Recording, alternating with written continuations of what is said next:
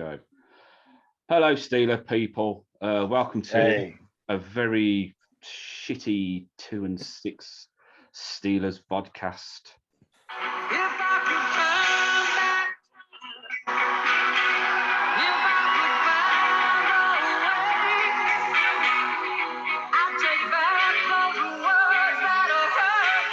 Come back, Ben! 2017, Ben. Right, that's enough of that. That's for Rhys, who come up with the novel idea of Share, which makes me wonder about his music taste. To be fair, Oh, it is. What a voice! Only on Friday nights, Jason. You know what though? Even though she's like probably 8-year-old, still, I'll still bang her. Fair play. We are recording, you know that, Phil. Yeah, it's fine. We're all good. We're all friends here. Remember, we're all friends. We need to. We're all friends. We're all good. Just let people know. I know on the season review, when Phil was happy and talking about Super Bowls and stupid things like that, we had to stop it every 40 minutes. I've dashed out the cash, just to say we can just crack on straight away. So this will probably only take half an hour because we're just shit. I've got nothing else. We're just only going to focus on the positives of this season, so it's going to be very short. There's always one positive person, isn't there? Well, there is a positive. It's a bye week. TJ was good in that one game. The thank fuck for that week. That's what that is. I'm just glad, man. I'm just glad. Okay, so what I thought I'd do, again, it's just free form. We're just going to roll with it. I've got a sort of loose idea, as I usually have. I just thought we'd go through the games that have already happened, and then we'll just talk about each one in turn, if that's all right. Then we can just go down the roster about performances and stuff like that. So we'll just start there. So obviously, week one, you always want to start the season off well, and Fitzpatrick with the interception, like 3 minutes in the game, wasn't it? Something like that. I thought, here we go. Isn't it? Phil was right. We're going to win the Super Bowl. But that game was absolutely mental anyway. So yeah, It was. Yeah. It feels like an eternity ago. I know. It just seemed a long time ago. We had a 17-3 halftime lead. As per usual, even with Ben and stuff like that, we sort of drift off in the second half. Bengals tie the game when Burrow finds Chase in the end zone. Inexplicably, the extra point was missed for overtime, and the game thread just went ballistic. And then, if memory serves me right, did Boswell miss first in overtime? Yeah, and then hit the post. That's right. And then Boswell got the 53-yarder, didn't they? To somehow win that game, but But it was nice to get off to a 1-0 start and snap that losing streak against the Bengals as well, because they've really owned us the last three times. So yeah, it was nice to get the win there. Because there was, I think that was the last time that our defence was absolutely spectacular as well. Yeah. Well, certainly in the first half, it was just, they pretty much got all the points. Yeah, I mean, the Bengals didn't play well. Don't get me wrong, and they come back well, but yeah, they got off to a slow start. But I think that game contrasts with the game since just showed how much we need TJ. Yeah. But also, I think as well as that, with hindsight, you look at the Bengals season thus far, they've still got the same things that have plagued them last year. I know they went to the Super Bowl, but it was a magical run. It wasn't like they were the team to beat in the AFC. And I think all their sort of problems came out on Monday night. Absolutely. They still can't protect Burrow. They're still very reliant on Chase, and their defense still isn't quite there yet. So it was a good time to play. Yeah. It was a good time to play them with a new meshing O-line and everything like that. But it's still same old, really, isn't it? Yeah. Even from that. Week 2, we played the Patriots, losing 17-14. The Pats led 10-3 at half time. Sort of fuck you, Gunner. The game,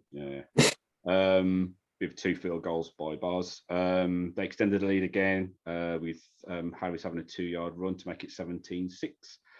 Trubisky found Fryermuth for an 8-yard touchdown pass. Do you remember those touchdown passes? We got the 2-pointer as well to get it within 3. I really thought we was going to win this game. I really thought we did. But unfortunately, I wasn't actually annoyed at least in that game. It was what it was. I mean, it was one of those games. It was like, you know what, you're not going to win them all, and we did half show up, but we weren't shocking. It was just one of those games, and that happens. You know, it was all right. Yeah, just one of them. One splash play from the Patriots where we got mocked by the player who renownedly couldn't catch. And the fact, my outstanding memory from that game is just how little Mac Jones had to move around. He could just stand still in the pocket. And you contrast that to the first week against Cincinnati. Again, to Callum's point, TJ made such a massive. He's done more for us in injury in the sense of his value than he has whenever he's playing.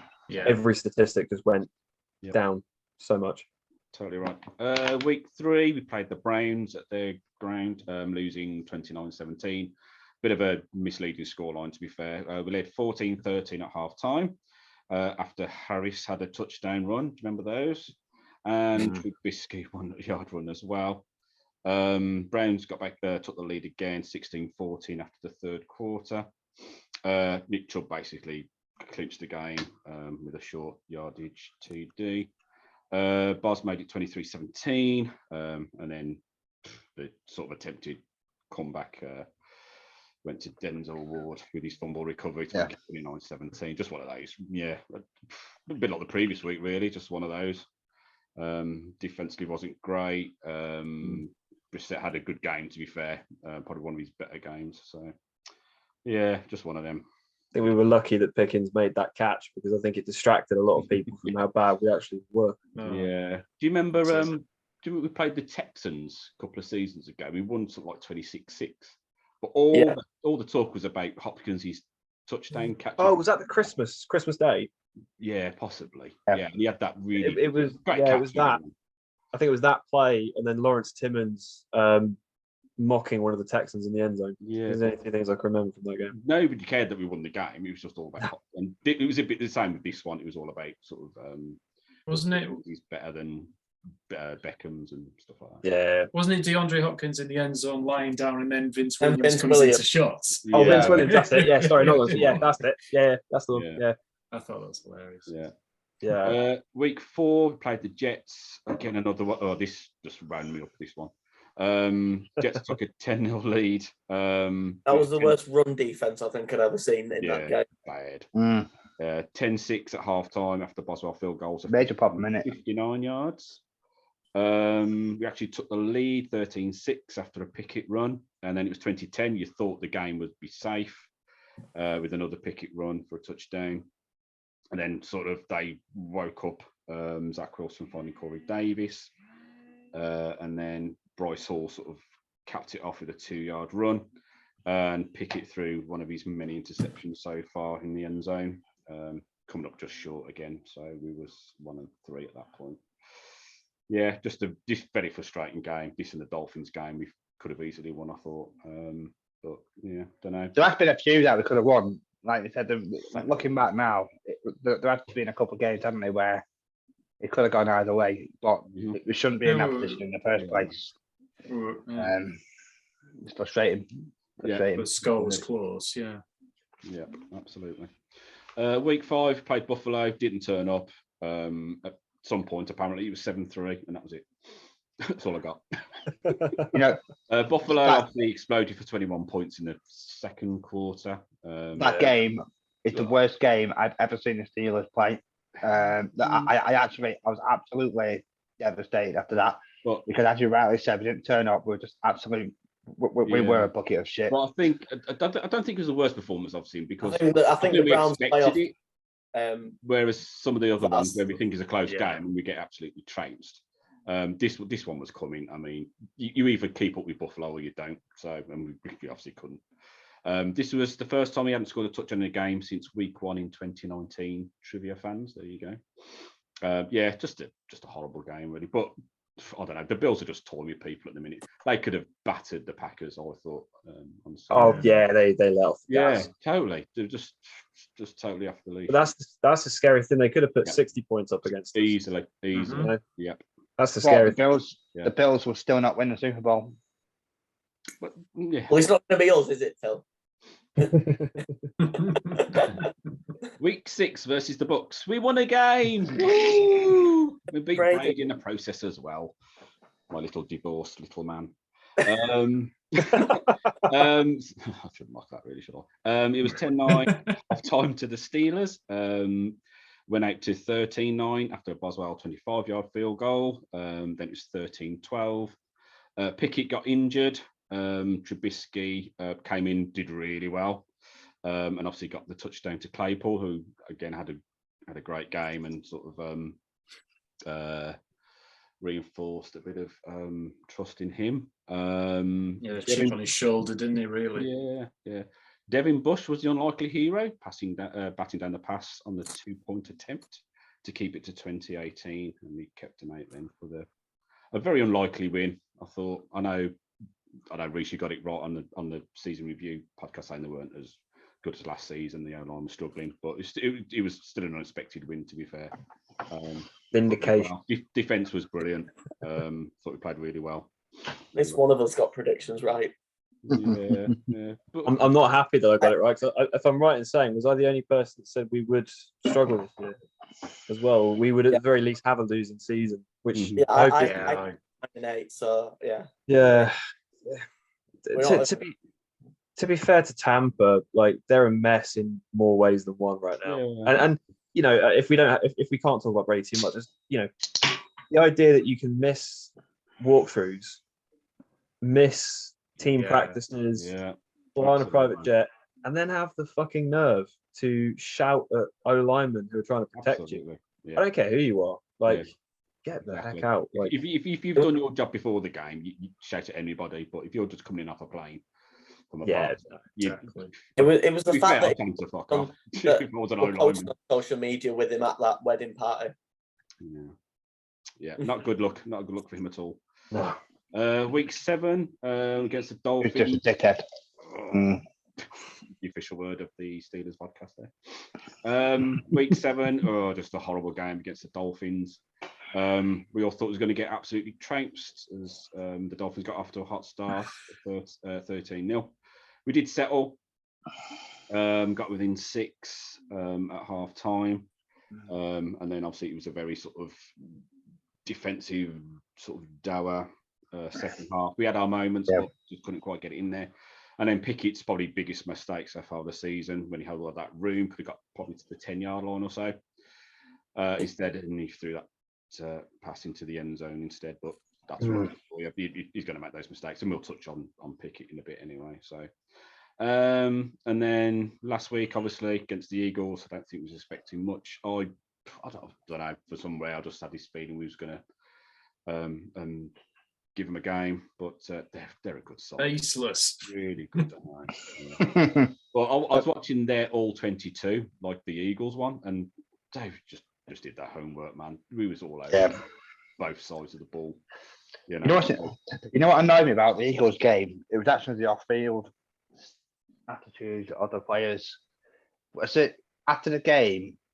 If the players had all said, like, you know, we give it everything, but they didn't. It was just a massive shit show of blame from all the players. And I think the issue is, for me, this is why everyone's, I mean, I'm deflated at the moment with the Steelers, is it was his fault, it was his fault, it was his fault, it was his fault. And it's just like, no, you need to get him a fucking, you need to sort your shit out, you're a professional team. Do you know what I mean? It was the irony of Najee Harris saying, we need accountability. He's a dickhead out. He's pissing me off more than anyone. We'll get onto this later on. But like, that's what I think. I put that in the game today, actually, and I thought, you're taking the piss. Like, accountability. You need to look in the mirror, pal. You know what I mean? He said I can't make the holes myself, didn't he? Yeah. But the holes were there, especially this week, just gone. The holes. The holes. I was screaming. We know. We all know the one play that we're thinking of. Yeah. You know, which obviously is the one play that everyone on tape is going to be looking at and thinking, man, how as a running back you can't have that awareness to run forward. I mean, run forward. Run forward. That's it. Just that's your job. It was touted as a power back as well. Yeah, exactly. So you brought up a good point last week, Callum. So, this guy's a heads down, kill you, and then get the first down. He for some reason he thinks he's flipping Travis Etienne or something. So, I don't know. At least they can hit a hole. Yeah, we'll hit upon him now anyway, because we'll go through the roster, I think, and do that, and then we'll come back to the rest of the schedule, see what we think is going to happen. Okay, so we'll start off with quarterback. Obviously, Trubisky. I don't know whether Tomlin sort of bowed to the pressure a little bit of that second half. I don't know, or whether he had it. He says it was all along, but I don't know. Trubisky, I think it worked. It's, you know what, right? It's a transitional year. I actually think he's done a quite good job, in all honesty, because clearly there is issues with the playbook, because like the fact that every player is pretty much saying the same thing, reading between the lines, there is an issue with the playbook. And it's not that it's bad, because actually when he came on for that second half, when Pickett got injured, he played like the GOAT. He played one of the best games that he'd ever played. Yeah, maybe the pressure was off it. Maybe I don't know. Maybe he's under too much pressure as a starter, and he just thought, coming in second half, I've got nothing to lose. Let's just play a bit more loose. Absolutely. Yeah, that's sort of my take on it. Trubisky, his stats are sort of like 78 from 128 attempts with 5 games. Completion percentage was 60.9. He's got 797 yards, 3 touchdowns, 2 interceptions. His rating is 80.1, which is actually pretty decent. So, Trubisky did all right, but maybe we just needed that extra sort of oomph, and I think the players are sort of rallying for Pickett a little bit as well, from what I've seen. So, and the fans and the media were obviously as well. Yeah.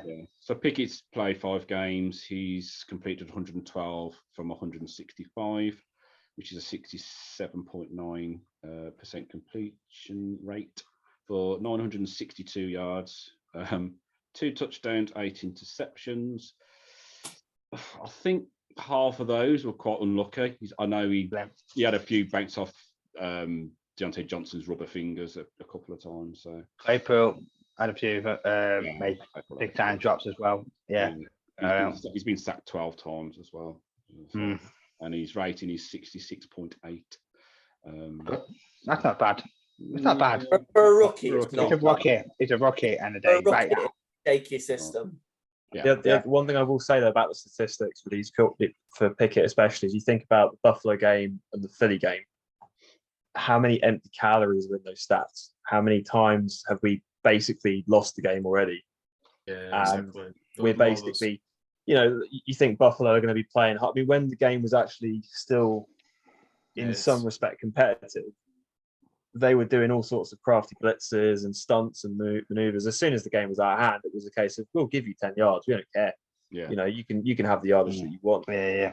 So I'm always a bit skeptical about any kind of stats like that, to be honest. Yeah, very true. I actually like Pickett. He's a rookie. I'm not.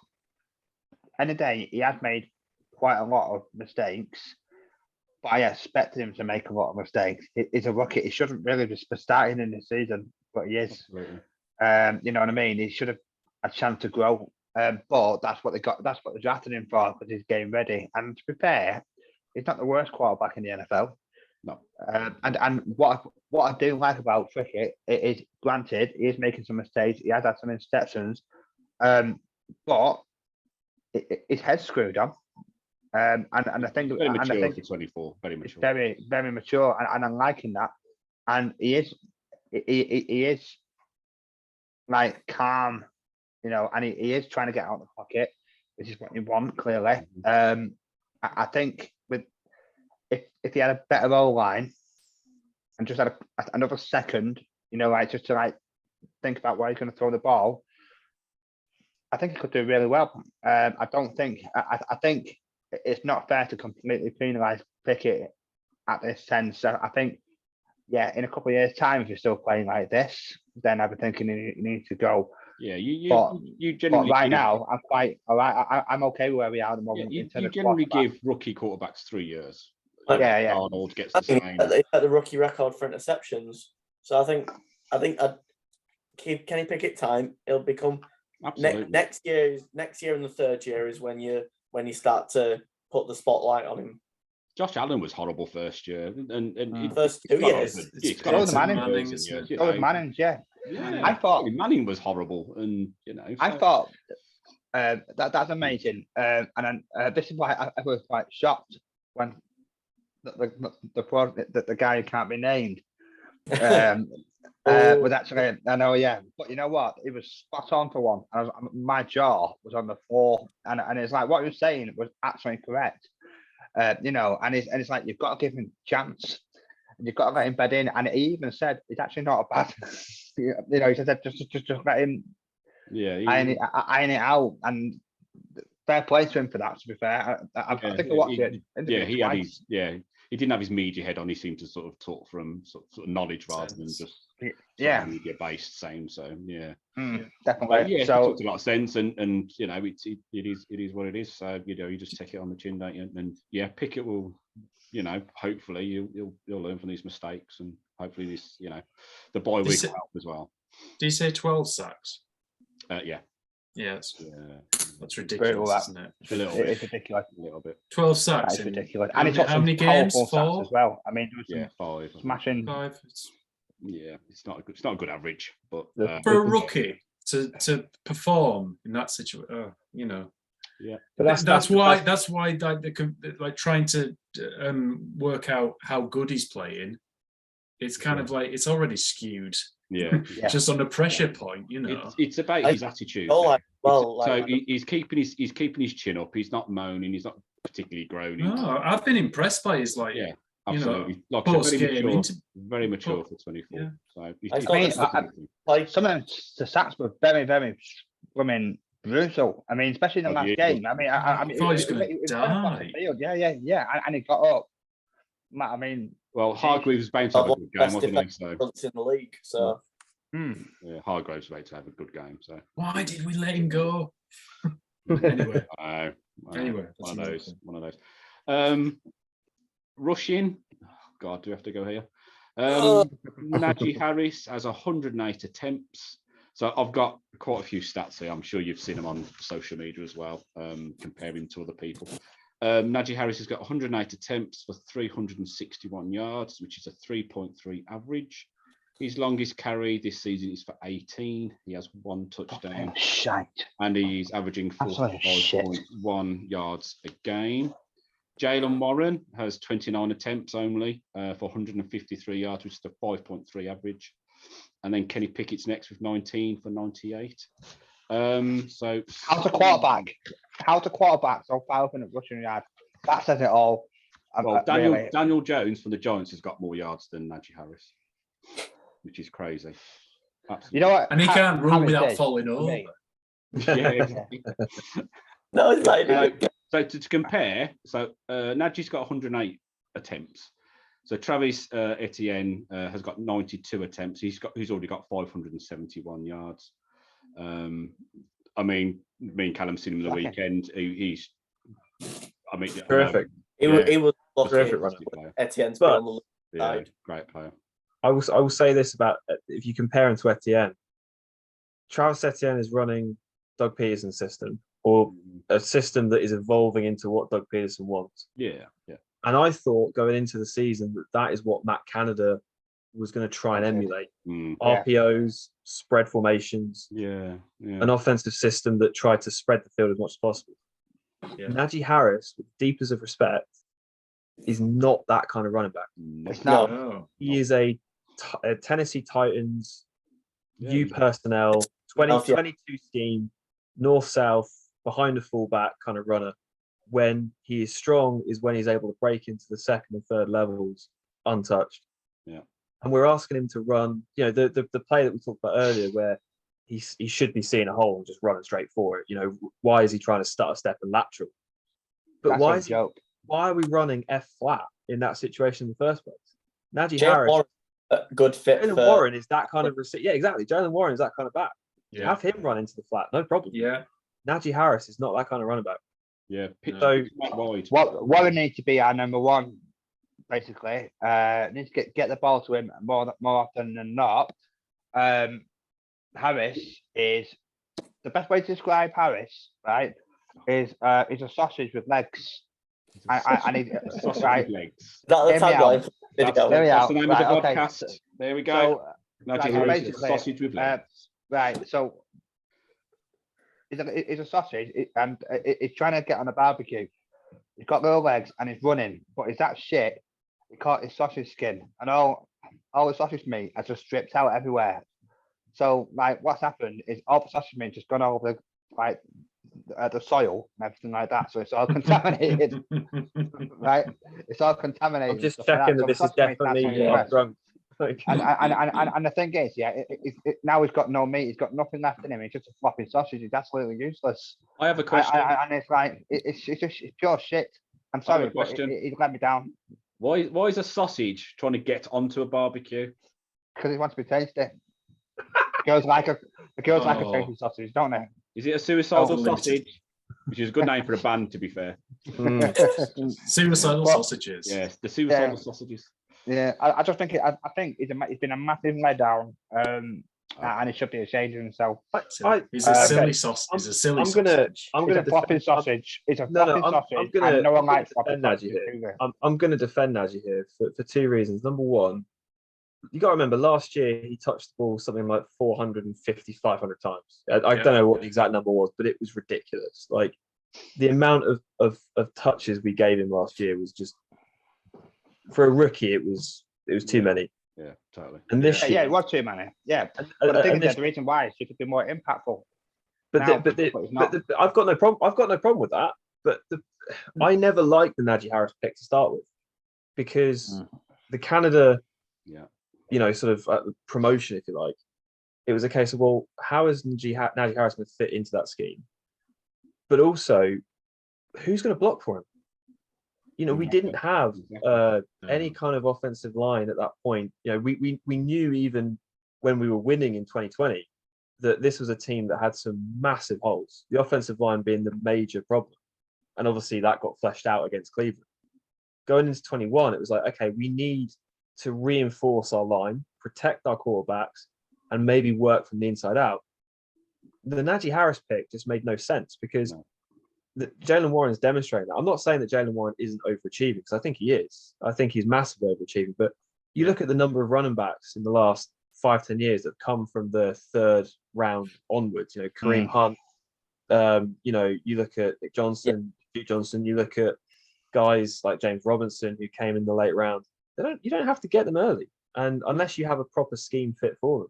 Yeah, Najee Harris is a north-south runner. Draft value anymore in running backs going in the first round. None. I didn't like the pick to start with, and Najee Harris is not the sort of person that wants to be catching balls in the flat.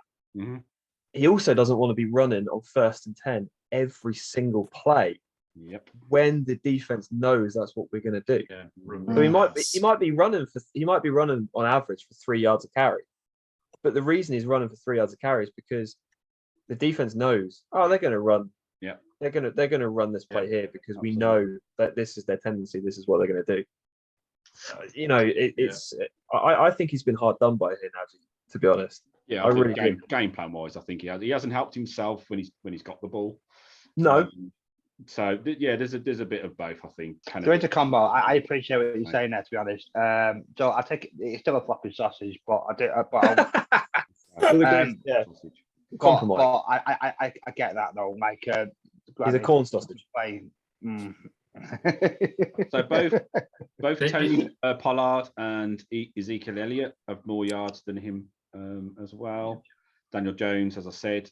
Also, Taysom Hill has only 39 attempts rushing, but has 337 yards. Kareem Hunt has 77 attempts. He's already got 305, so he's not too far behind Edge. So, like I said, I think we all agree there's a bit of both there. So they think of him more as as a leader as well, don't they? As well with the captaincy, it's a bit unfair, they thrust upon him. And it can't be. It's not a leader. It's not a leader. Yeah, you expect one of the O-linemen. I don't know, Daniel. I guarantee if you put Najee Harris in the 27. I know we had Le'Veon Bell back then, but you put him in the 2017, 2018 Steelers, he would be a 1,500-yard rusher. Thanks, we had the O-line and we had that kind of system. Right, exactly. It's just unfortunately, the NFL is not the sort of sport where you can just plug in any player and they'll play well. You have to have the pieces around you, and I don't think there is. This is the thing.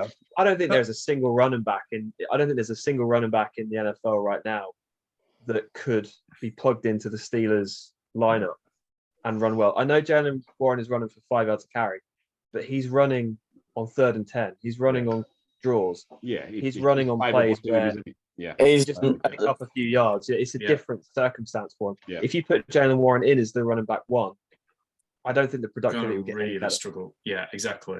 That's a good point. It's like if they care about him so much, like the Steelers, with like this leadership, with the captaincy, with all this like praise that they're giving him, and the whole building around Najee. Well, build around Najee then.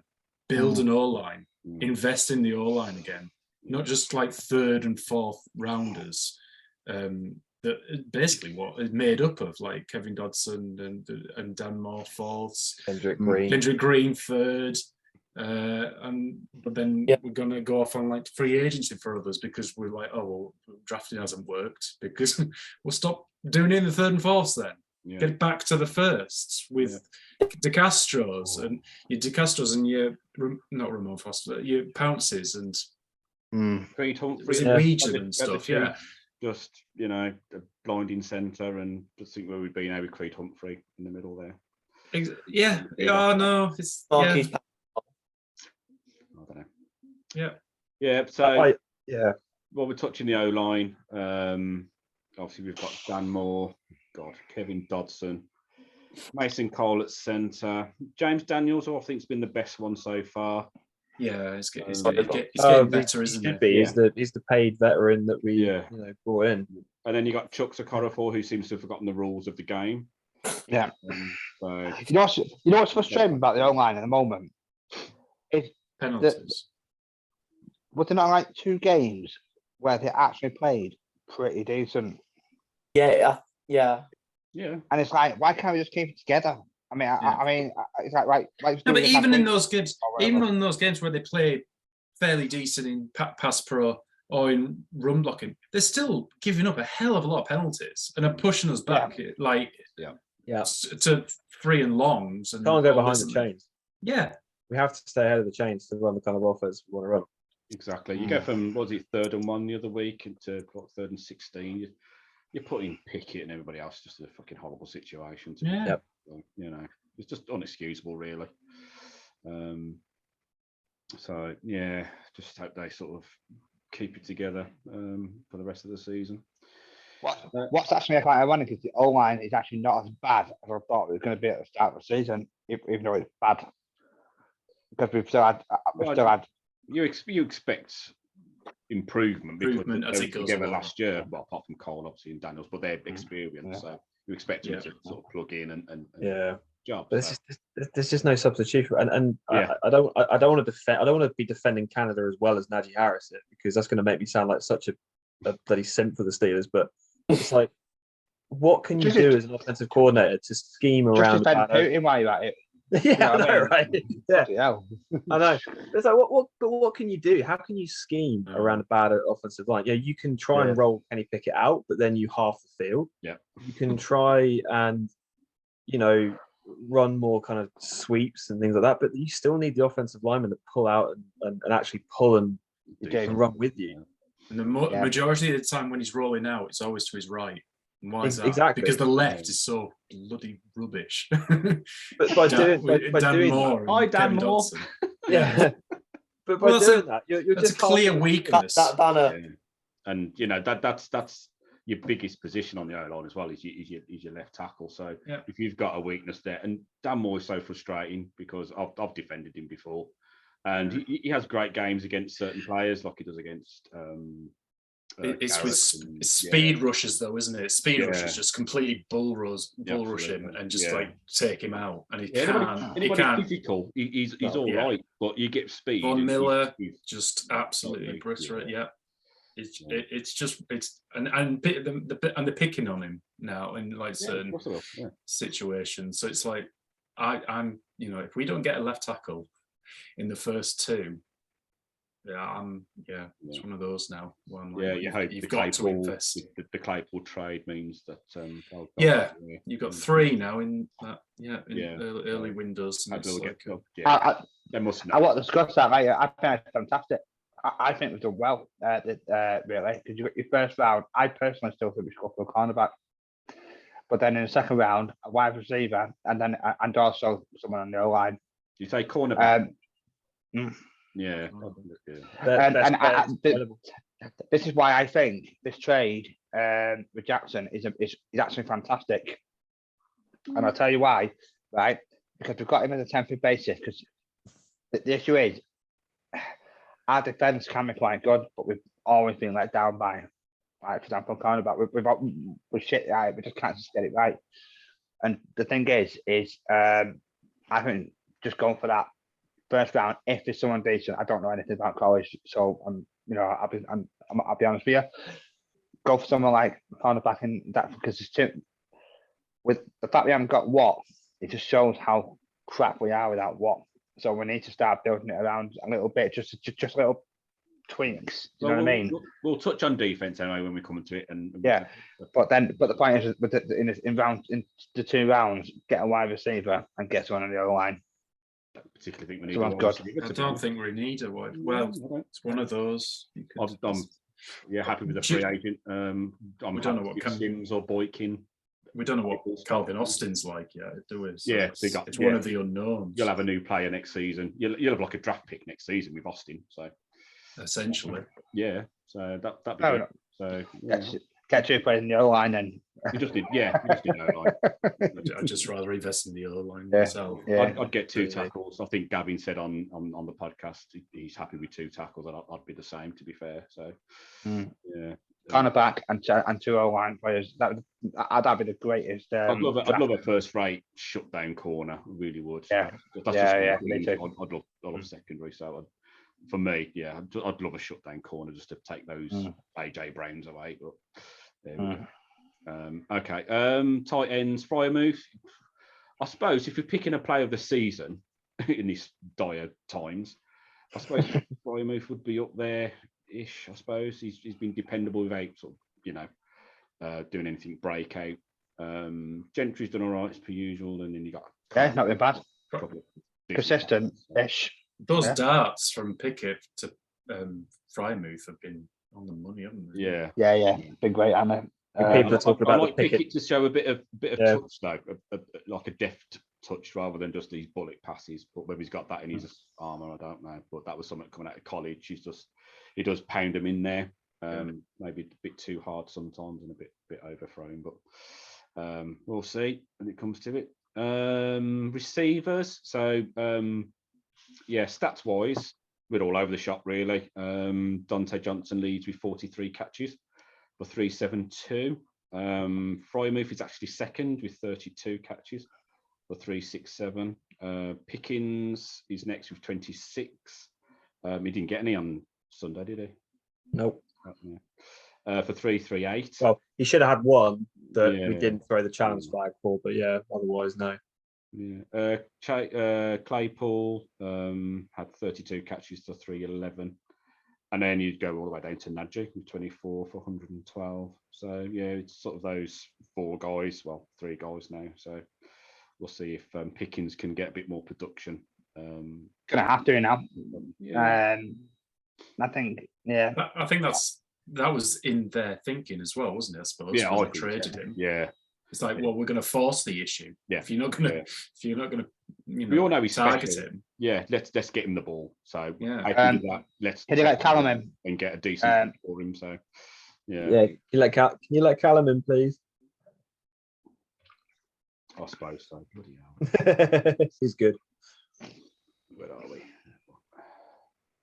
No, it's just the wide receiver position is frustrating because I think it's just one of those situations where, at the moment, who would want to be a wide receiver for the Steelers? Yeah, it's frustrating. George Pickens cannot be utilised to his full potential because I said it before. I've said it on the game threads a couple of times as well. He just gives me Randy Moss vibes. And again, I'm not comparing him to Randy Moss. I'm not going to say that he's like, but it's that kind of like catch skill. What teams have been doing to us, AJ Brown, Aguilar, that kind of mossing of our corners.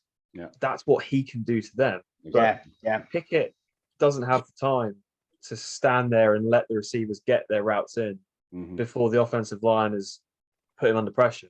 And it's like, how many times has Pickett had to throw on the move and has had to throw under pressure and under dress? It's like, you just think if he had the time to stand there and actually observe the field and do his reads, how much better our wide receiver stats could be in that situation. I think if you look at our wide receiver core, even without Claypool, compared to the majority of the wide receiver cores in the NFL, I think I'd say we're definitely in the top 10.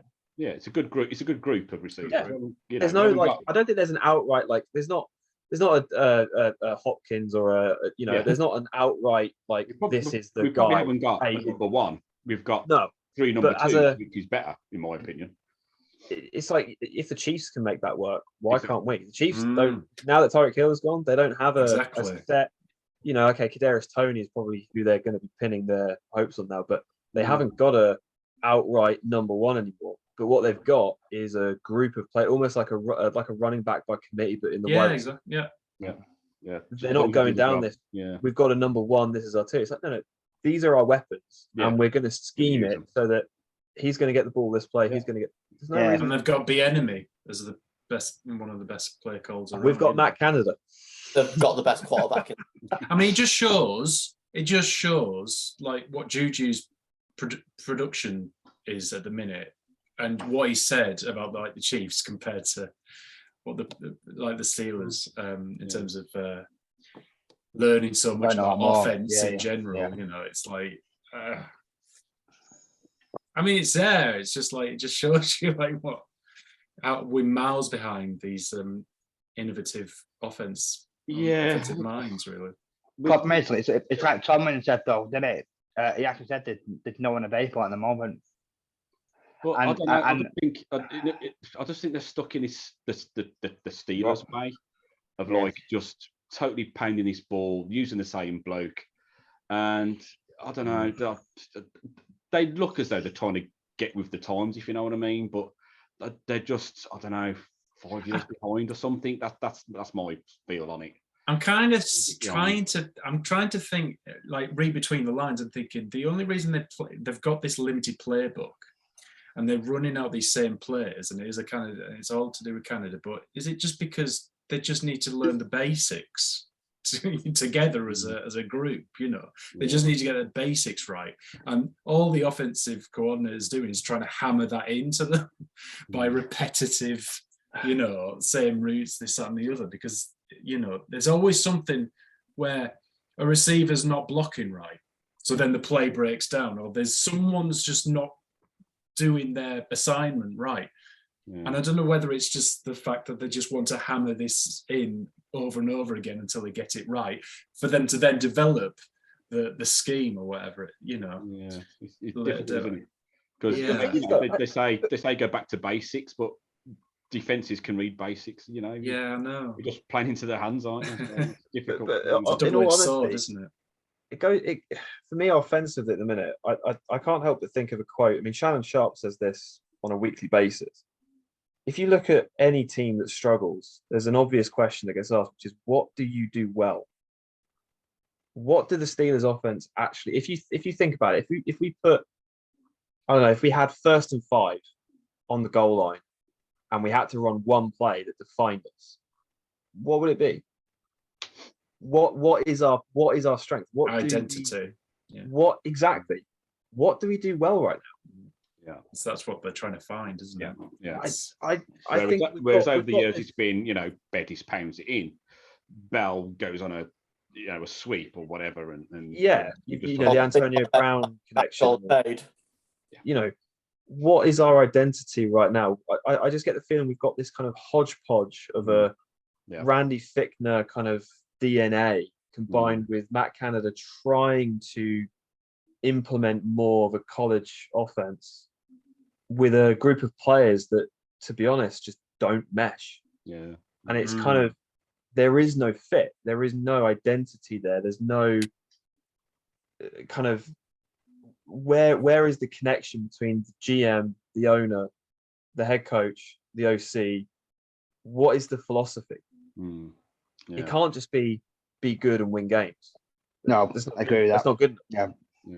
Whereas you look at teams that are winning, just look at what Buffalo do, where they looked at it and said, right, we've got this quarterback that is they built around him, a physical freak who has an arm that is generational.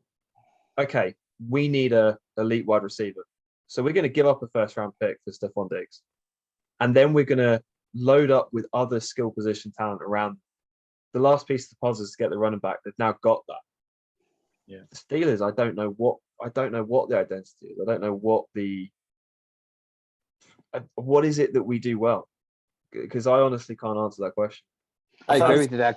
Yeah. Scariest thing. Well, the thing is though, it's frustrating with the Steelers at the moment because I don't actually.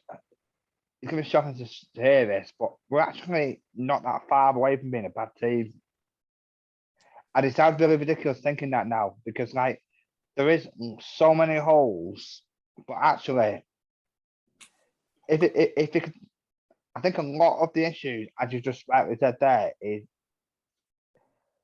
gelling. And if you could understand, like, the playbook, if you can understand, like, Pickett called him all out, hadn't they, recently? He said they have to learn the playbook. He's literally said that they all have to be on the same page.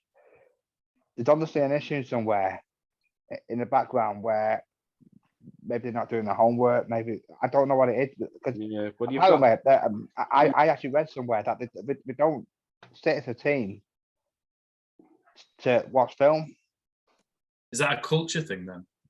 Is that like possibly, yeah? Because like it's been breeding. Because like I was quite surprised by that because when you've watched what's it called, the one with the pre-seasons and all, and stuff like that. They literally sit there watching the film, but the impression I'm getting is they don't tend to do that out of Steelers, which I find quite odd. Because that'd be very naive if they don't. Yeah, I'll be shocked if they don't, if they're not like that. Yeah, I mean, I just think like that's got to be. I'm not saying it's true or not. I'm just saying like that's the impression I was getting, and it's like, well, but actually there's something off. Yeah, in there. There's something massively off. We're not a team. You've got your own, you've got your OC, but you've got a new general manager as well. He might have a different philosophy to Colbert, and so there might be clashes there. Who knows? Something that needs to be sort of thrashed out, probably. Yeah, difficult to say. Should we move on to defense?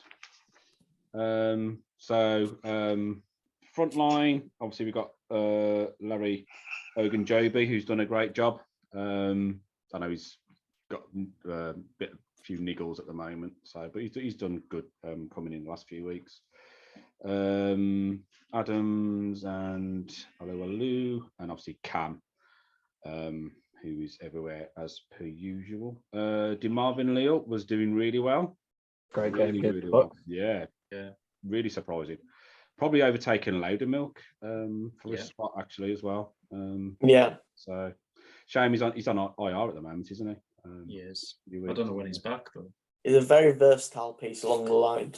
He can play in a lot of the alignments along the front. Yeah, they've obviously suffered because Watt's not around, and so Any defense has struggled with a talent like that. Yeah, I know, but it should still. It's like the defense is massively degraded, and yes, I understand that. Granted, I mean, Watt probably is the best player on the entire team. Granted, performance is going to suffer a little bit, but this has been like absolutely diabolical. Like how bad it is. I mean, this is the same. This is the same as last season, Phil, because we had Bennings last year and the offense was horrible, and it was 3 and out, and it's 3 and out, and you can't give that your defense every game. They are just knackered, absolutely knackered. But you asked what as well, Ben as well. Yeah, I just want to touch on this secondary later on as well, because I've got a bit of a thing about something.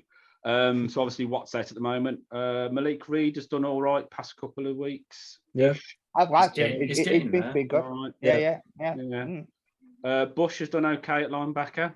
Solid. I can't believe we're even saying that, but yeah, it's been a bit of a surprise. Yeah, you've got Miles Jack next to him, who I think is starting to influence him a little bit. And I think that's the man upstairs in Florida. With him. So that was the best. That's probably the best free agency signing, I think. I'll go for the stats in a minute. Purely because of that, the effect that he's had on Bush. I think Bush is finally positionally knowing what he's doing. Yeah, which is great. You got Spillane behind them as well, who's doing as well. So, shame we haven't seen Mark Robinson yet. I know he's all over the shop in pre-season. So, and then we've got Alex Highsmith on the other side, who obviously classic case of what's in there, and Highsmith will get his fair share of sacks. And I know week 1, did you have 3 or something? I can't remember. A fair number. Yeah, he's been stuck on 6.5 for I think a couple of weeks now, hasn't he? So. So sacks wise, it's Highsmith who's 6.5. Cam's got 3, and then weirdly, Watt is 3rd on the chart with 1, along with Malik Reed, Carlos Davis. That just says that. There you go. You want one statistic that summarizes this defense? That's right there. Yeah. Because I know the secondary. I know you want to talk about it. Secondary struggled, but again, it goes back to what do the Steelers do well? They're a pass rushing defense. Yeah. The defense is centered upon the pass rush. Totally. Everything that we do is about generating pressure. Yeah. And the second that's gone, got nothing. We are in deep trouble. Absolutely. And that's what it's been. And more specifically, centered around TJ, because it's just far and away the best pass rusher. It's a unique defense, because how many teams in the NFL center their best defender in the will? How many defenses their best defensive player, their best pass rusher is in the Sam position on the other side. That attacks the left tackle. Well, suddenly you're asking the right tackle to deal with the best pass rusher. Yeah, opens up for everyone else. Exactly. So, that's what it's doing. That's the formula. TJ Watt made Bud Dupree a multi-millionaire. Totally. There you go. Yeah, he'll do the same for Highsmith, and he will. And Fitzpatrick can get in better position. And he's let Cam have a career resurgence as well. Yeah, exactly. I love Cam. I absolutely love Cam. It's one of me. It's just such a workhorse, isn't it? He's just an absolute beast. But what we saw on Sunday was a change in philosophy for us, because so often when we've had TJ in there, we've only had to rush 4. We haven't really had to blitz too much. And then against the Eagles, the plays that we gave up, where we're putting Witherspoon on one-on-one coverage because we're having to commit more to the pass rush, more interior defenders. And then suddenly we're giving up these one-on-one deep balls. And okay, I know we shouldn't be out hustled like that. And that is the most embarrassing thing about all of that, is that we're seeing Fitzpatrick, who is one of the best free safeties in the last 20 years, just being completely outmanned and out hustled, which is, I don't know how that happened. He was horrible on Sunday, I'm afraid. Awful on Sunday. And that's the worst game he's ever had for us. Positional-wise, he was all over the shop. Positionally, it's painful to watch. It was painful. But it's because we're asking him now to play we're playing one deep man coverage, because we're having to commit more to the pass rush in TJ's absence, and so that just gives the wide receivers more one-on-one looks, more deep threats, and that's why Fitzpatrick looks like he's out of position. He's having to cover the entire deep sort of, he's on his own. But the most again, that's just because TJ's not there. We're having to commit so much to the pass rush now. That's what's worrying me. It is just worrying me so much. How I know we've already said this already, right? But one player. I know he's like a man god, but it's just it's one player in it, and it's he just frees up others. So, that's the biggest take. I know what sacks and everything else, but he frees up other players, which makes our defense better. So secondary wise, so Akilo Witherspoon. Are we thinking Jackson's coming in for him? Yeah, primarily. Yeah. Because I think Pierre came on, didn't he, second half against the Eagles? I want to see more of Pierre. Pierre does all right. He does some splash plays. Cam Sutton's doing all right on the other side. He's made some decent stuff. He's not sort of starter material, but Levi Wallace has done all right as well. And Josh Jackson had a hell of a game against the Bucks. Terrell Edmonds, probably the best player in the secondary for me so far. Just communicating really well. He's had a right season actually, hasn't he? He's had a really strong season. Yeah. And I think John against the Bucks when we had all those cornerbacks out, he just marshaled that secondary unbelievably well. Just really, really impressed. I hope we sign him. Yeah, I hope we sign him. I think he's solid. And I think you're playing with fire. If reasonably priced 2-year deal won't be out of the question for him. Something like that. I'd stick with Edmonds. He's doing well. And then Mika, which you touched on, he's just having a bit of a horrible time at the minute. And obviously got Trey Norwood as well there, and Kazee to come back as well. So the bars doing all right. Callum. Well, yeah, obviously had the injury last week and bit of a shaky game before. Yeah. But overall, solid season. Like obviously started off as you'd expect, pretty close to 100%. Yeah. A good number of long range 50 to 55 yard field goals, 59 yarder against the Jets. So shit like that. Cause for concern when he comes back. I think he'll be all right. One person I'm worried about though is Presley Harvin. I think he's been one of the worst punters in the league this season. Just so inconsistent. And especially when he's kicking deep distance, he isn't getting the hang time, and it's costing our special teams dearly. Yeah. Such a shame because in pre-season, in training camp, there was reports he was just booming it all the time. Just consistent, like day in, day out. There was a real consistency, and you thought like with his troubles with his, his personal, with his dad like dying and everything like that, it's gone behind him, and he's now properly focused with everything. But it's such a shame because Sims is due a touchdown, isn't he, at some point? Yeah. Do you think? Yeah. I like Sims. Yeah, doing really well. It's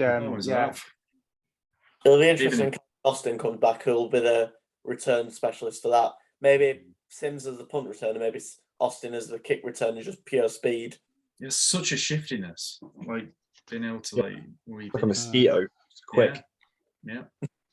Oh, you'll start Phil off in a minute if you talk. Yeah. Any sort of insect. That's my intention. I was like, oh, can I get the word dragonfly? There's a mosquito on a sausage. Bless him. Just to go through the tackles stats. So Miles Jack, he's way ahead. He's got 72 altogether. 43 solo.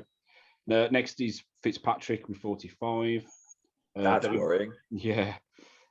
Bush has got 44. Terrell Edmonds has got 32. And Cam and Highsmith have got 31. Your free safety should never be near the tackle. And I've seen it, I was like, that's not great. Well, I think last 2 years, like the Cowboys, that one of their cornerbacks was the leading tacklers, which Trayvon Diggs. Was it Diggs? No, I don't think even Trayvon Diggs. It was like the number 2 corner. They were on the other side to Trayvon Diggs. Oh right. Last couple of years, So I mean, to be fair, Parsons. To be fair, Minka is not a pure free safety, so maybe that is me being a bit harsh. But no, we've had to play him these last couple of weeks like a natural free safety. Constantly have to go up to the line, doesn't he? So out of his comfort zone. It's crazy. Yeah. Interception. Fitzpatrick's got 3. Cam's got 2, and then you got Wallace and Witherspoon, all the W's. They've got 1, so that's your defensive stuff. Shall we go through the rest of the season? Oh God. Okay, so we have a bye week where we can just relax and take the piss out of everybody else, or marvel at 80-yard touchdowns and rushing touchdowns and stuff. Competent offenses. Which will be nice. Then again, on Monday, I had the day off, and I did watch 3 games in a row, and I thought, I hope these are good and better than the Steelers game. I picked the Vikings, Arizona, which was a good game. Bills, Packers, and then for some reason I picked the Panthers and the Falcons, which was just a crazy game. So it's sort of reignited my NFL fondness again. So you sort of perked me up a little bit on the Monday. 3 week this week. Next week we've got 6 p.m. game against the Saints. Anybody predicting this for a win? What did I say? I've got a win here. I think we'll come back. I think we'll come out fighting for this one. I think it's going to be interesting here because, like, first of all, there's a couple of different factors here. Are they going to be up for it? Which I'm hoping they are after a break. Yeah. The second thing is TJ Watt back? Should be. Well, it's not confirmed yet, is it? No, it's not. But there was talk, isn't it? There was inklings of him coming back last week. So so I'm hoping that's another 2 weeks he'll be fine. Yeah. And also, have they managed to pick up that bit of paper? You know, the tiny little paper that is that big. But she's got the playbook in it. You know, so you can actually like just learn it. It's Matt Canada's colouring book. Leave him alone. I think there's too many factors here. Taysom Hill show. It's going to be. Oh God. Yeah, I think we'll win it. I had this as a loss back at the start of the season. And that's only because of the reports of the Saints defense being so like locked down and just amazing. But my goodness, they haven't been. I've sort of redone my predictions because I think I went, was it 10-7 or something stupid like that. So I've got Saints down for a win anyway. Week 11, Jesus. Bengals Monday Night Football. They don't have Chase. They don't have Chase though, do they? No Chase. I think I'll win that.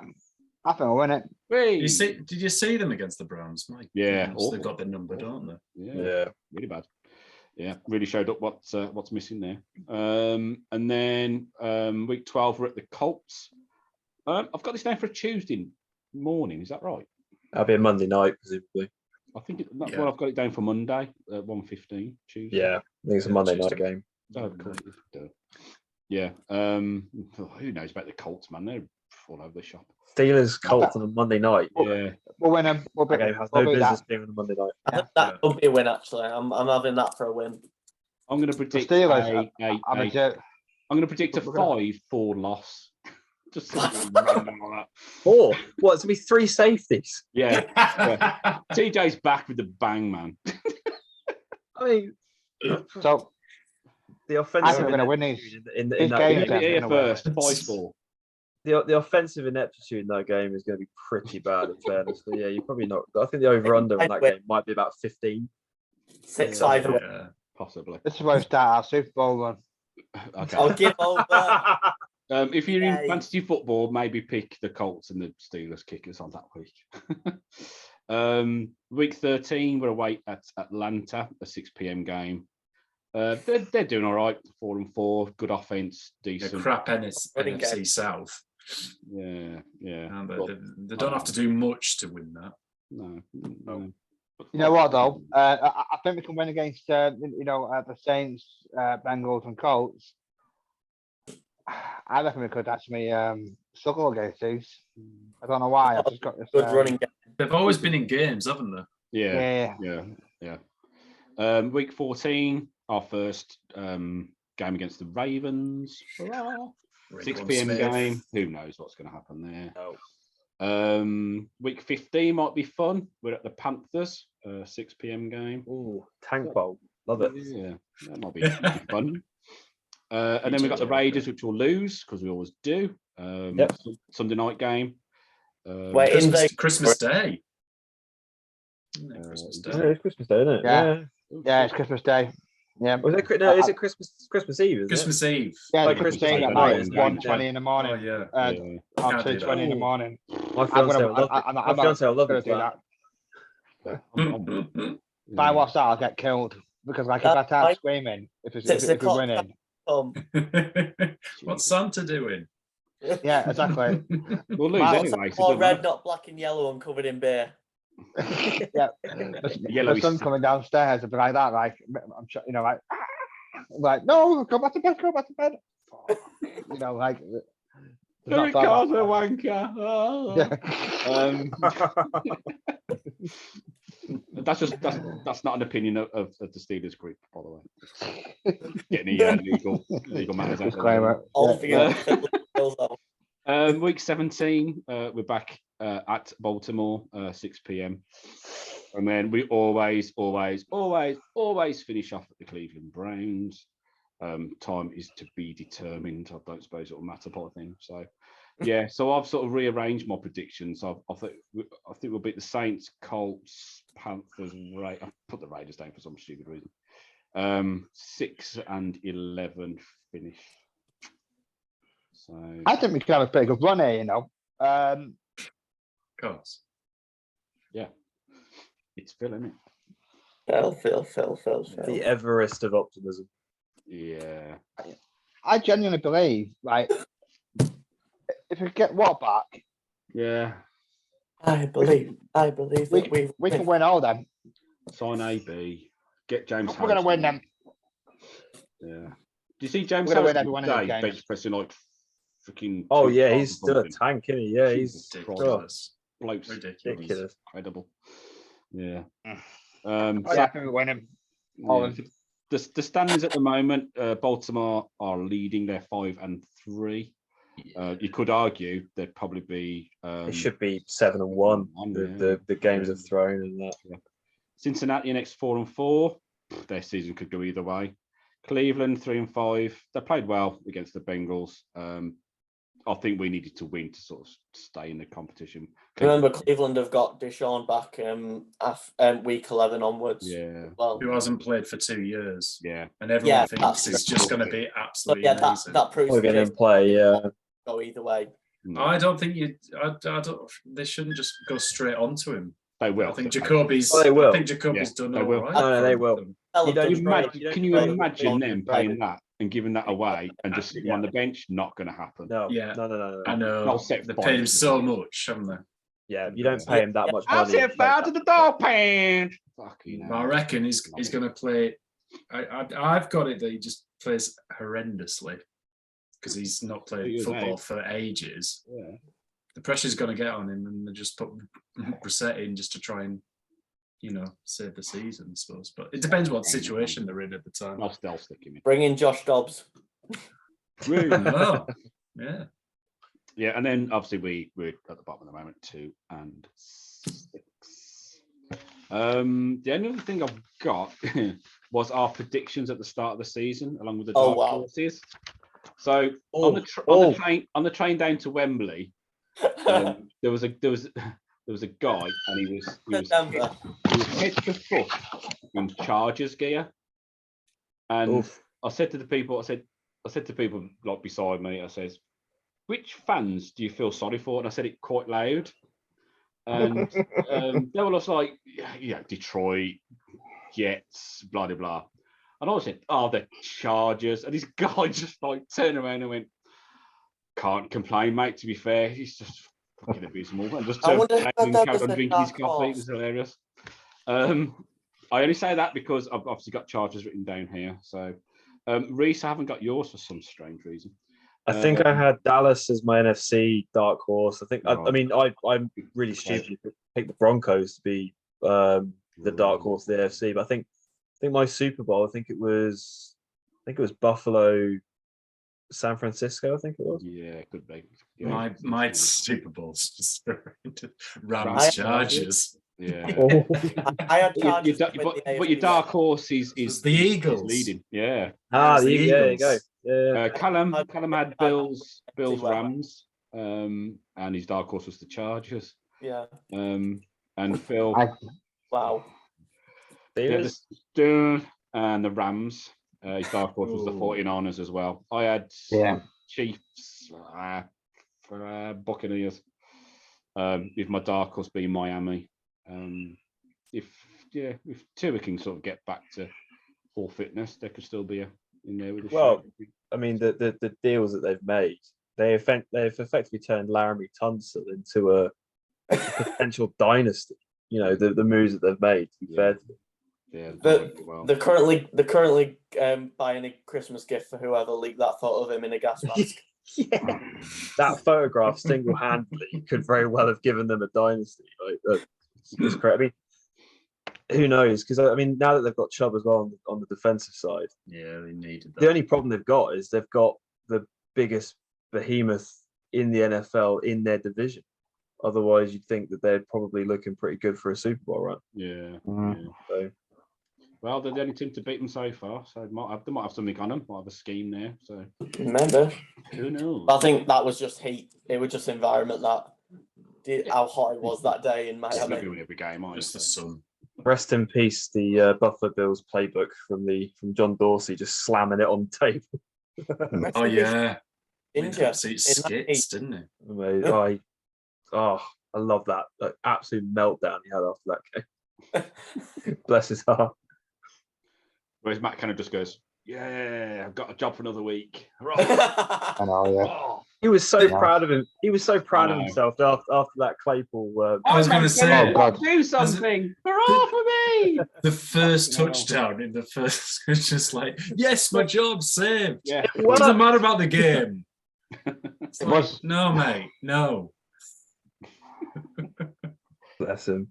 Do we think we're keeping him until the end of the season? Yeah, absolutely. There's no question. It wouldn't surprise me if he ends up being next season as well. Well, I don't know. When does his contract run out? Because the Steelers do not fire people. They don't. They either let their contracts expire. They let their contracts expire, and that is their equivalent of firing. They don't release people. So I don't know when his contract's done. I don't think he'll want to be back. To be fair, I think it'll be a choice of his own. Maybe he's got he's had a massive amount of shit, hasn't he? You can see it in his press conferences. It's just like you guys all hate me, all this and like just I'm gonna tell my mom. Yeah. The thing is though, it's like we've read all these games that we've got coming up. And I do actually think they are winnable games. Yeah. And the thing is, on paper, on paper, Phil, and the thing is, Phil, Phil, they're all losable as well, my friend.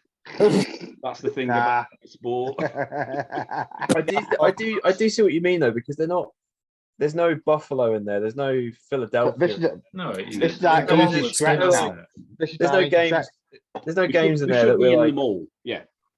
I will say the two Ravens games I'm looking at, and I'm just like, as I don't want to say this out loud, but it's like, yeah, no, they are a better football team than we are right now. We should lose those games unless they do something wrong. Weird happens when we play the Ravens. You're always going to play a bit harder against them because they are the division rival and that. But otherwise, every other game, we played brilliantly against them at Heinz Field in that MVP season. We usually play well against Lamar anyway. Have you seen Bateman's out for the? Have you seen Bateman's out for the season? Mm-hmm. Who is? Bateman. Bateman. Oh, okay. So who are their wide receivers now that they've got? Deshaun Jackson. Deshaun Jackson, who hasn't played yet. Who else was on there? Deshaun Jackson, that's it. It's a Tuesday of players. Tight end, technically. Yeah, Mark Andrews just doing all the players. Yeah, even and screw it, I'll even pass it. So I'm just checking the Ravens schedule then, and it's Peter Piss. I'll just say what they've got and I'm thinking about our route to the Super Bowl. I was just saying I'll just Ravens, and it's like they're still going to win out that game. Callum, honestly, do you want to? Their wide receivers: Rashad Bateman, Devin Duvernay, James Cross, Demarcus Robinson, and Tylan Wallace. I've just seen. Likely, Isaiah Likely. Yeah. Oh, tight end. Tight end. Sorry, tight end. Well, he's a tight end receiver. Yeah. He's had a lot of targets. That is a horrific wide receiver. Yeah, pretty bad. All things considered. I know they let Hollywood Brown go, but goodness me. Yeah. But they fleeced Arizona. A first-round pick for Marquise Brown. Oh yeah, I mean, Yeah. But I don't know. Other than the Ravens games, we're in every one of those. Exactly. This is historically. But the thing is, Raekwon Smith. That hurt. You can just see he's going to be, and he's only 25. He's going to be planted in there. How is he only 25 and Kenny Pickett? Rashad, when was he drafted? Like 2017. Yeah. And Kenny Pickett's 24, isn't it? Yeah. Jesus. This is the thing with like this. Sorry, this is the thing with everyone saying like going back to Kenny Pickett. Like, is NFL ready? It's just like what he spent. He spent another year of was it another year at college or whatever? Yeah. That's college football. It's not NFL football, is it? They're all rookie. At the quarterback position, there's no such thing as NFL ready. Yeah, I think because it was a shit quarterback draft class as well. I think they just said that because of he's got the better mechanics out of Willis. It was a comparison thing. Yeah.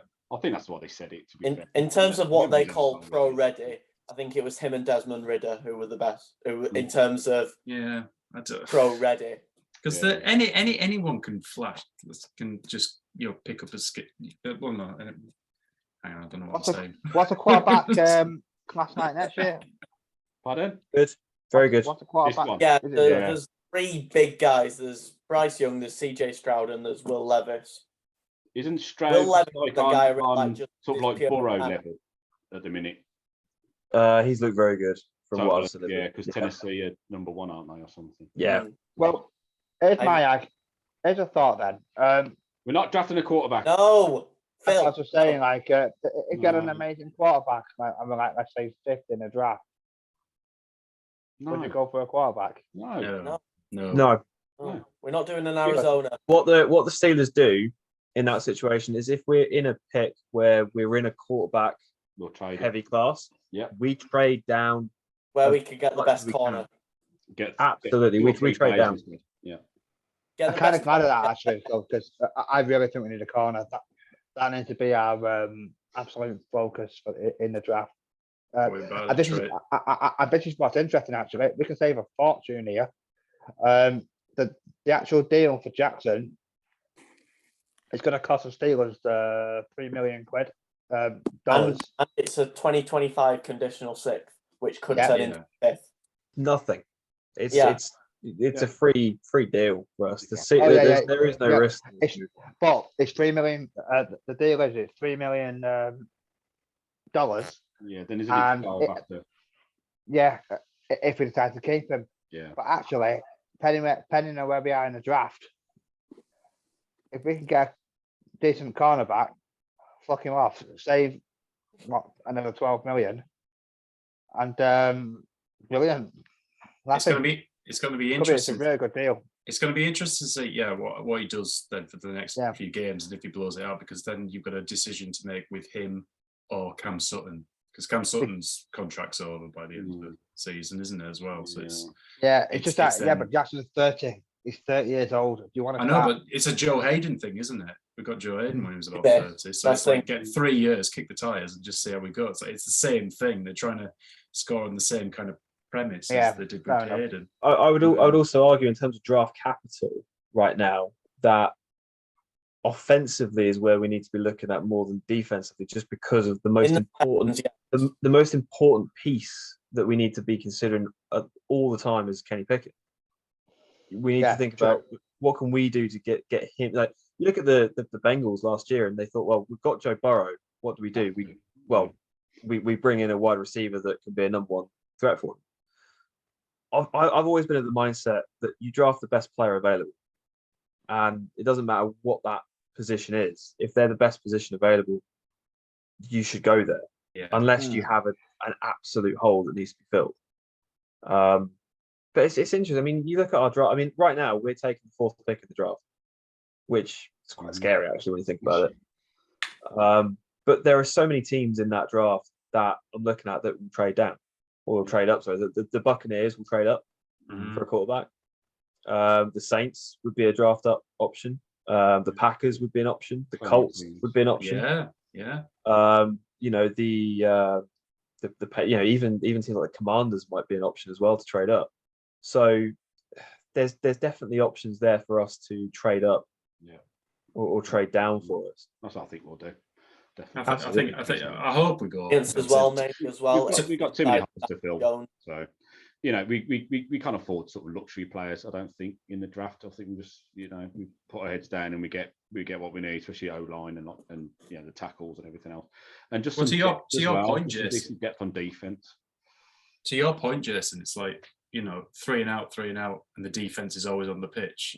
It's like, well, if the defense is always on the pitch, it's like no wonder they're doing quite badly. So it's like, it's like you don't want to get them in that situation, and you can't really go then defense heavy. You just don't let them play on their pitch for so long. So it has to be offensive.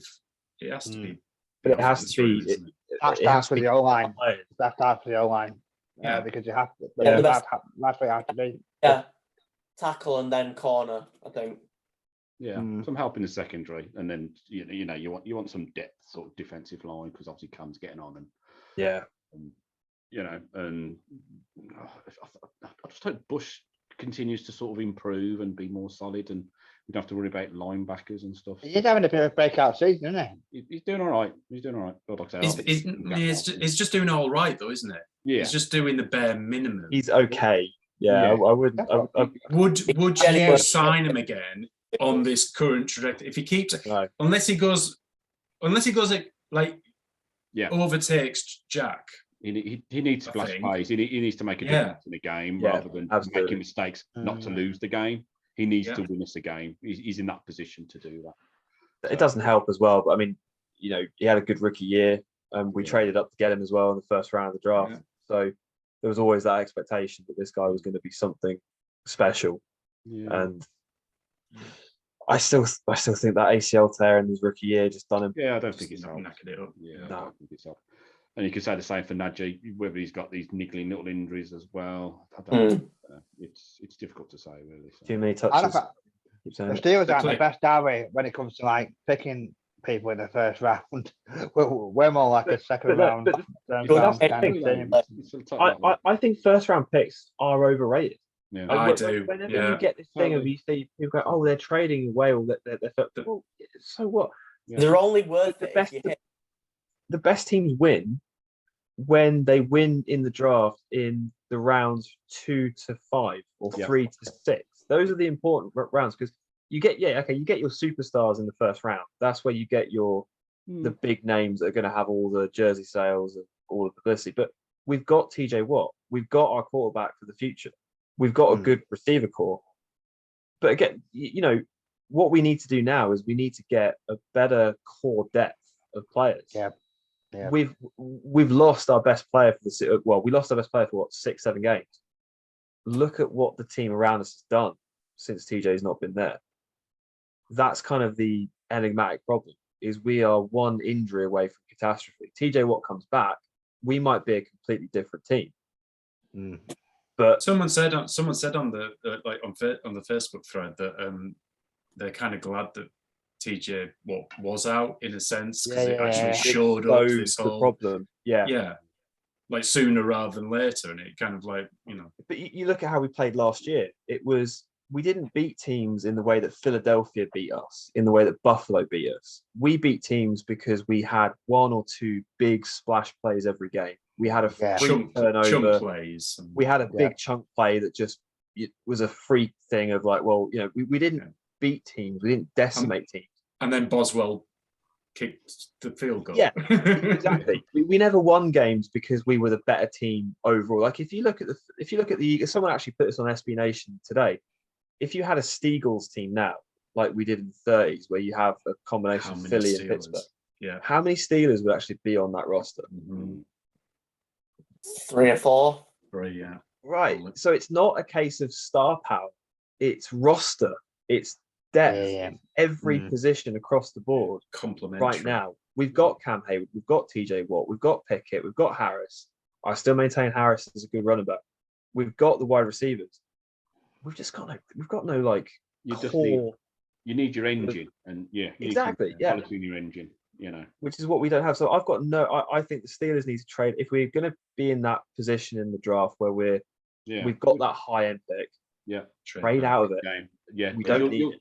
Because you'll get your pieces for your engine in your second, third, fourth, fifth rounds. You'll get them. We've got it with those 2 second-round picks as well, which one will probably be higher up because it's Chicago's. Yeah.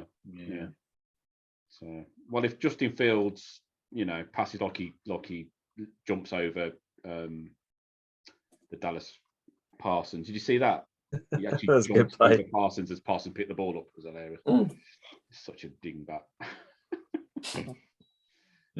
Cracks me up, Justin Fields. So, okay, anybody want to bring anything else up while we're here, or are we good?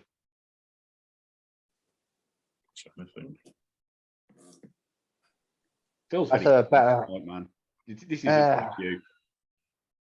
I know. You look like a Detroit Lions fan, for crying out loud. Oof. I don't like the position that we're actually in at the moment. It's like I like how what is it? Is it TJ Hawkinson who's gone to the Vikings? Oh, started off looking. It started off looking like a fresh-faced person in his rookie year, and then as he leaves Lions, so haggard, he actually looks like the logo of the Vikings. It's the match made in heaven. Yeah, I don't get that trade for Detroit. Like, what's the worst thing that you can imagine as a Detroit fan? It's either the Packers or the Vikings being in the Super Bowl. Yeah. Exactly. And it's like the Vikings right now. I think I would actually be, if I was in the Vikings locker room right now, you can't be in a better position because you're racing away with your division, and no one cares. Nobody right now is thinking about the Vikings being a contender. Like they are the most fucking good team under the radar. Very good team. Yeah, but they're so underground. No one cares because all the attention is on Philly. I was thinking about that as well with the AFC and the Titans. Are they 5-2 or something? And just nobody's talking about them whatsoever. They're not. Yeah, but it's because they're not beating teams like. I guess so. Yeah. They're just sort of getting along, aren't they? But yeah, no. I've got I think 6 fantasy football leagues going on. I think in at least 4 of them I've got Hawkinson, and I went to Wembley with a Vikings fan, so I just messaged him after that trade, and I was like, if you break Hawkinson now, I will burn your house down. So he has been warned. Well, I think they used tight ends well. I like the way that they used Smith. In the first half of the season, I think with a talent like Hawkinson, I think they'll do really well. Yeah.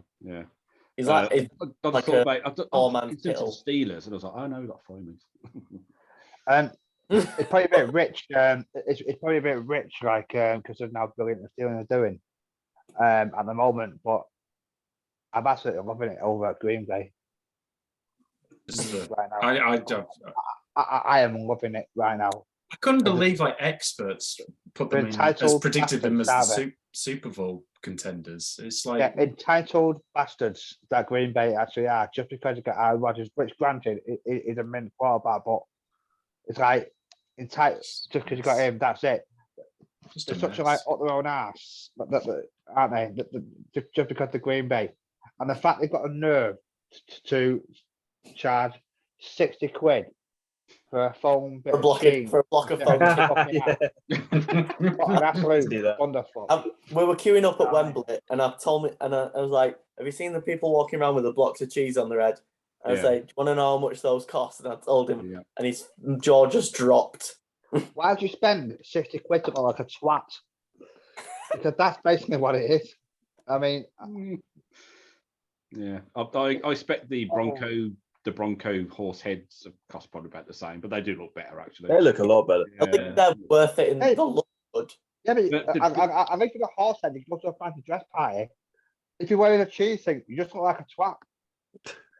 It's at least with a horse head, it's multifunctional. What are you going to do there? Look at the Shannon Sharp image. What, drink beer out of it? You're getting your money's worth. Yeah. What are you going to do with a cheese head? You're not going to go to shops in it. You're not going to go to Asda, are you? You know what I mean? Like, I'll wear this cheese head today. All right, mate, I'm from Wisconsin. I got cheese on head. You know, Like, why are you wearing this? Why are you driving a car? I'll tell you what I did see. I'll tell you what I did see at Wembley, which was a bit of a fashion faux pas, was Broncos ponchos. Try to say that when you're pissed. Yeah, I noticed quite a few ponchos from the Broncos, which is just I don't know. It's a bit. Do you see those guys in the Jaguar suits? I think there were the NFL lads on Facebook. But They're always there.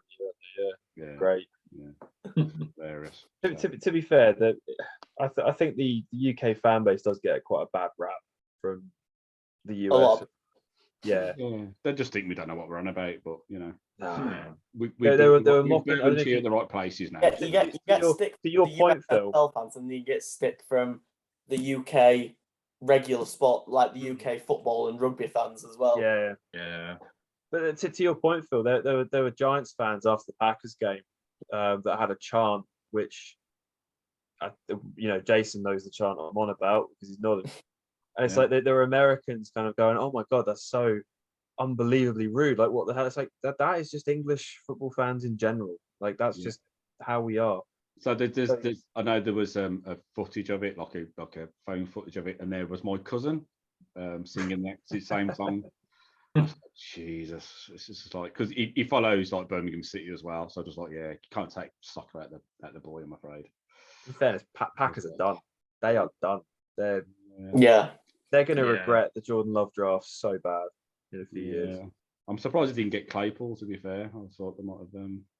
I think that's why Bears got him, just to get it from underneath. Apparently, that happened. Pretty much. That's why they're happy. They don't care that it was so expensive. They're just like, I would beat you. Just screw Green Bay over again. I don't understand it. Claypool nearly went to Packers. Yeah, there was interest there for sure. Probably Rodgers thought, no, I don't want him. But we'll definitely take a second rounder for him. Like as sad as I am to see him go, Claypool, because I don't know how much of a diva he was in the locker room. Obviously, only the organisation knows, but I'd still take a second rounder for him. Yeah, I missed him. I think he was just too inconsistent. He had too many games. Exactly. Like you said, where we've got quality in depth is receiver, and you can get rid. I mean, you obviously you don't get rid of Pickens because he's the next AB, potentially. Yeah. But you could get rid of Johnson. You could get, obviously rid of the others as well. But I think Claypool was the one. Claypool, I was furious with him last season.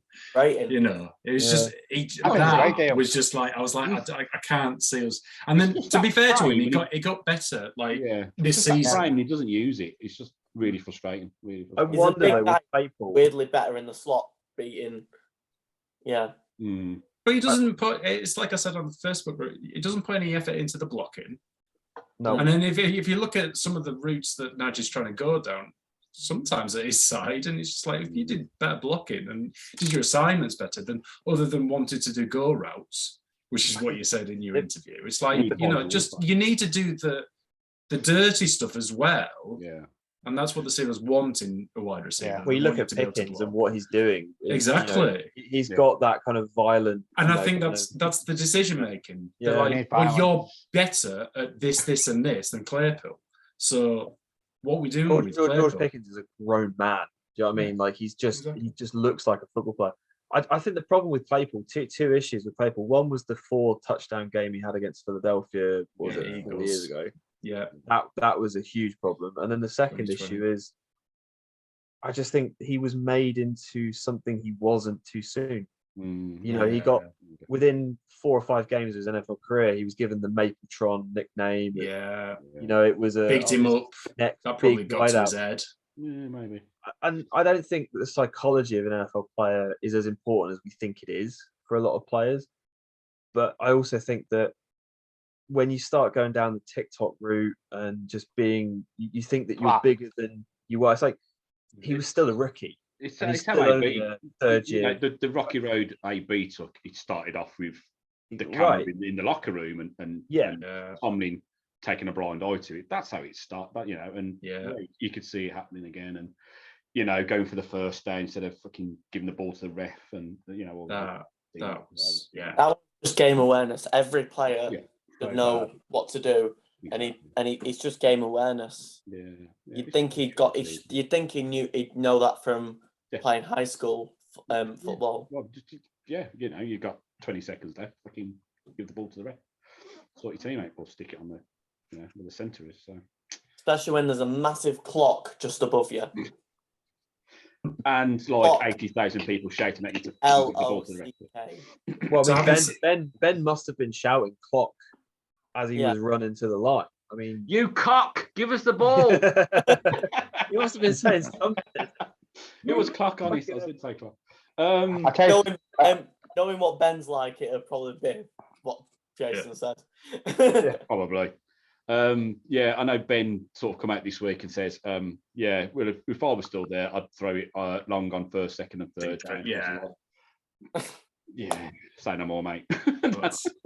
Don't need you as an OC either.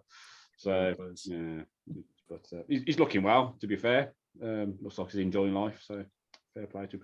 Fair play to him. Yeah. Weirdly, I stumbled. Happy he's healthy. Yeah, I stumbled across sort of like 20 minutes of his greatest hits just before the podcast, which put me in a really bad mood as well. So yeah, you know what? I had that. I had it on this day the other day, and it was his. Was it 6 touchdowns against the Ravens? No, 6 touchdowns. Colts. The Colts, and then the Ravens. Back to back weekends where it's great. The back-to-back weekends where he was fantastic. That was vintage, Ben. Yeah. That was absolutely amazing. Both incredible. It's still an NFL record that it still stands to this day. Consecutive games of 500 plus yards. Yeah. And then we lost. What did Joe Burrow beat? Was it the record? Was it the yardage in a game? I think it was yardage in a game. Yeah, 600. Yeah, but not consecutive. Yeah, but not back to back. Yeah. No, I don't know. It's just I still don't think Ben Roethlisberger towards the end was anything other than a hindrance. I know that sounds bad. Yeah. But I just towards the end, I just felt like it wasn't the same Ben. It just wasn't. I think he was there for leadership and to screw whatever shit we was going. Yeah, I agree with that. It wasn't just Ben. It's my favourite player ever for Steelers. But it could have easily got messier without him, depending on what you did with Ben at the end and his draft value or trade value or whatever. So well, it is what it is, and So. He had some vintage Ben moments though that last season. It was Vikings. The comeback with the Vikings. You could say he would have won us the Jets and the Dolphins games this season. We could have sort of. Well, it's the fourth quarter comeback kind of aspect of the whole thing. When he's calling his own plays. When he's calling his own plays. That's what we're missing right now because the likes of Pickett. He doesn't have that experience yet, where them 2-minute drills, and something like that. He needs. It's where he needs to get a season under him. Pickett's going to show you bits and pieces, but he's going to struggle. He's going to struggle. Yeah, of course he is. Yeah, absolutely. You look at the Buffalo game. Was a big example of it. When you actually look at Mitch, that was experience. When he did that goat half when Pickett went off. I think he was in playing safe as well. Yeah, no, but I think Pickett's a bit more. He gambles he does gamble a lot more. So yeah, I think Mitch was on so hard into nothing, and I think he just come out with play it safe. So here we go. Just wasn't enough at the end, but decent backup. Don't get me wrong. But I was surprised that we didn't keep Mitch in for the next game after the Bucks game. I was. Yeah. I know you don't. I know you don't necessarily bench somebody because of injury. Yeah. But it's also a case of, well, you're winning. Stick with the hot hand. And he completed about 3 and longs, didn't he, as well? So yeah. He actually got 149% water pack rating. when Mitch came on, he got 149%. He played a lot looser. Like I said at the start, he played a lot looser. Like sod it. I'm just going to just do well. Yeah. But that's what I want. I think even with Kenny, it's like I'm not going to have any complaints for the rest of the year if the interceptions are happening, if the ball is turned over a lot, if throws are incomplete. I would rather that then us as an offense try and play it safe and try to play to not lose. Because what you end up losing the anyway. hell is Pickett going to learn Yeah, exactly. from just checking the ball down every play Yeah. and throwing quick outs and screens? Okay, that's fine, but I want him to actually learn. Trust Pickens, trust Johnson, trust your receivers. Make to the plays. Make the plays. I guess it's trusting his O line. I guess. Yeah, that's back to that true. fundamentals, doesn't it? Yeah. And maybe, like I said, next year we've got that luxury of all these draft picks. Hopefully, that we can plug in those fundamentals, and he does have that and the time to do it. So yeah, I know he's got sort of a quick release. I just don't want him to have stat lines where it's like, he throws no touchdowns, no picks, but he throws like 110 yards. Yeah. I'd rather him throw 4 picks and learn from and make those mistakes, because he's a rookie. It's going to happen anyway. Absolutely. I agree. Okay. Yeah. Okay. Should we wrap this up? Yeah. Well, I think things can only get better. Hopefully. So we got a free week this week. I should do a thread anyway. I think I'm working Sunday night, but yeah, I'll stick a thread out just for NFL giggles. What's the game tonight? Texans and Eagles, I think.